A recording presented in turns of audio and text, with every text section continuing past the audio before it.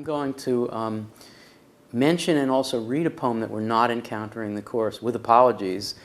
John Yau, Y-A-U. If he fit in the course, it's probably chapter 8, as a kind of a relationship to the painting, poetry, ut pictura poesis analogy that the New York poets are interested in. It's called 830 Fireplace Road. It's an address. And it riffs off of a statement by Jackson Pollock. Pollock, of course, was the painter who he developed into action painting, so he dripped and dropped things, so that there really is no way of looking at a Pollock painting and deciding, well, that's about this jalopy full of Jodes going to California. There's no story there at all. And Pollock said, when I am in my painting, I'm not aware of what I'm doing. It's only after a sort of get-acquainted period that I see what I have been about.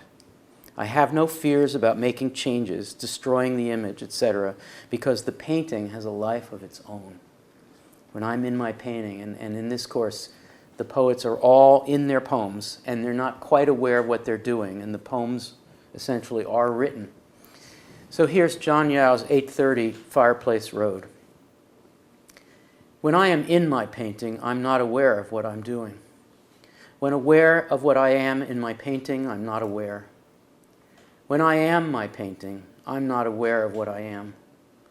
When what when, what of, when in, I'm not painting my I. When painting, I am in what I'm doing, not doing what I am. When doing what I am, I'm not in my painting. When I am of my painting, I'm not aware of when, of what I'm doing. I am not aware I'm painting. Of what, when, my, I, painting, in painting. What of what, in when, in what painting. Not aware, not in, not of, not doing, I'm in my I. In my am, not am in my, not of when I am, of what. Painting what when I am, of when I am doing, painting. When painting, I'm not doing. I am in my doing. I am painting.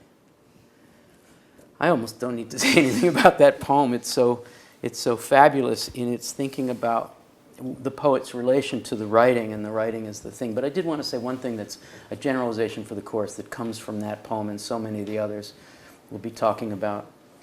And that is, clearly for John Yau and for these other poets, as you'll see, the how of what they're doing is the what. How you say what you say is what you say. How you say what you say is more important than what you say. The how of what you say is what you say. Form is content. We are going to read, that is to say, interpret form. Poetry is the one means of communication that we have that focuses almost entirely on its formal qualities. It's unlike almost any other kind of communication, certainly verbal communication. Poetry is the genre where the form of what we say is the first thing we should attend to, and yet we've seemed to have been socialized out of that way of thinking.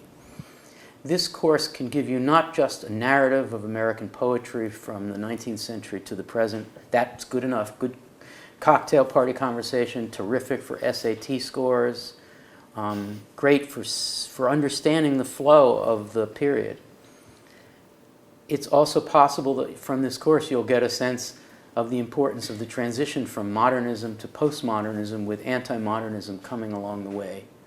That will be sufficient too, because I think any of us who understands how to reckon with the continuities rather than the discontinuities out of modernism into our current culture, that's a good thing to have. But finally, those things pale in comparison to the goal simply of learning how to undo the way we learn to read, to re-socialize ourselves into shifting our attention with language so that language doesn't simply function as denotative, descriptive, and narrative. There's plenty of that out there. Take this course because you've spent too much time thinking of language as a utility and not enough time thinking of language as self-making. The selves you'll meet in these poets are languaged selves. They're fully aware of it. So it's time for us to focus on the how of our language. If we do that, some of our Chapter 9 poets are utopian enough in their ethics and politics to think that it could actually save the world. I'm not making that claim for this course.